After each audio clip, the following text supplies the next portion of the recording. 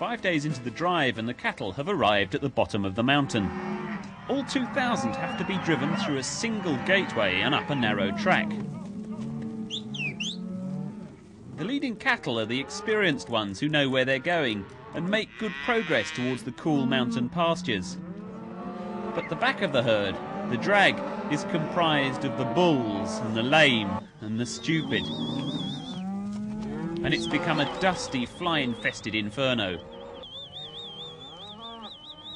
Watch out behind you! It's really intriguing the way the bulls seem to carry more than their fair share of the fly burden. Must be some sort of retribution for their lax moral code. The cowboys are having to apply ever more pressure just to stop the cattle from turning back.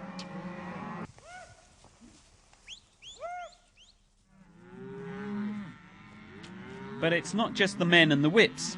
The horses also have their own way of persuading the cattle to keep moving.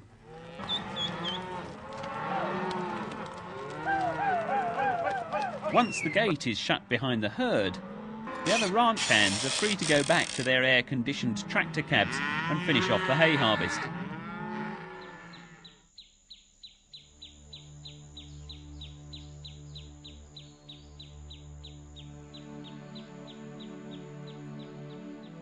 It's now the middle of June, and home for the next 4 months will be Jack Creek Cabin, 8,000 feet up in the Rocky Mountains.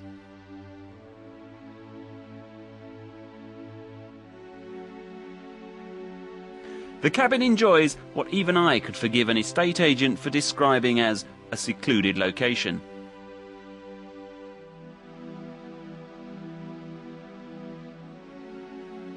The ranch leases the grazing rights on a massive chunk of government-owned land covering the creeks which feed the Grey Bull River. On every level, it is an astonishingly beautiful place. I've never been anywhere like it.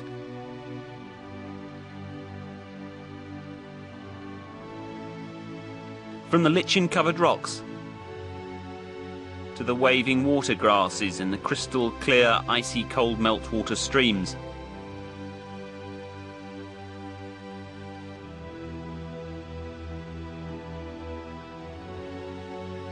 And to the clouds that hang around the valleys until well after sunup.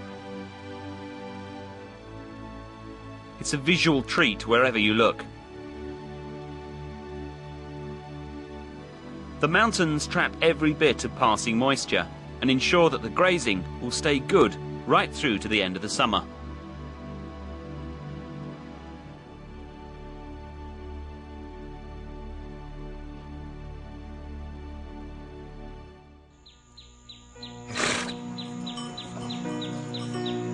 As soon as the sun starts to rise over Jack Creek, the horses start to come in from the pasture, following the siren sound of the bell mare, which, as far as the Pitchfork horses are concerned, is Roslyn the mule, the only female in the mountain remuda.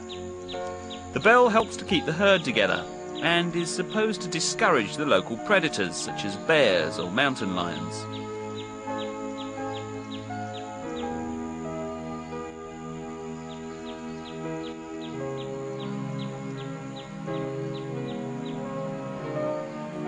Ranch horses are generally worked on alternate days, but they all get half a gallon of rolled oats in the morning. Working stock will get an extra half gallon at the end of the day. Straight oats is generally considered too energy rich for modern pleasure horses, but these animals will be travelling 25 miles or more in a day, and through some of the toughest terrain in North America. Cowboys like greedy horses, good doers that will eat anything and everything available. They'll be needing all the energy they can get. The pack mules, Roslyn and Roscoe, seem to sense that they're in for a tough day and have started falling out with each other. The horses, some of them anyway, seem almost resigned to their fate. The daily routine for the cowboys on the mountain hasn't changed much over the past 100 years or so. The skills, the equipment, the horses are pretty much as they've always been. Pack saddles like these, exactly like these, have been in use since the Middle Ages. After all, the design of a mule, a hybrid between a horse and a donkey, hasn't changed much either. Western saddle design stabilised in about 1850 and has changed hardly at all ever since. The only concession to the modern world is the use of nylon head collars.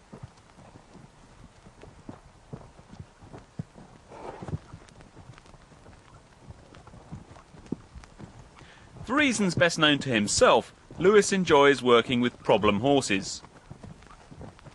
He inherited this sorrel, called Pride, from another cowboy.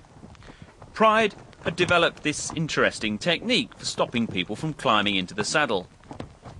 Everyone but me and the dogs seems utterly bored by Pride's morning routine.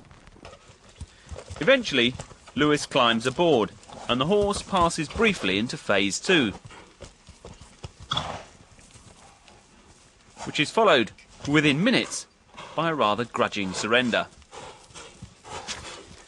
Lewis has to keep up the pressure until the horse starts to unbend himself and relax his back. Pride is a Hancock, an expensive and well-respected line of quarter horses. They have an excellent reputation for good cow sense and fantastic stamina. Yet some of them seem to want to dump their riders first thing in the morning. After 10 or 15 minutes of these games, Pride finally settles down to behave perfectly for the rest of the day. And even here, you can see how responsive he is to the signals from his rider. But is it really worth all this trouble? Not to me, it isn't. Andy prefers a much easier start to the day, and has, as usual, drawn an easy horse from the bunch, one that's extremely cooperative when it comes to climbing aboard.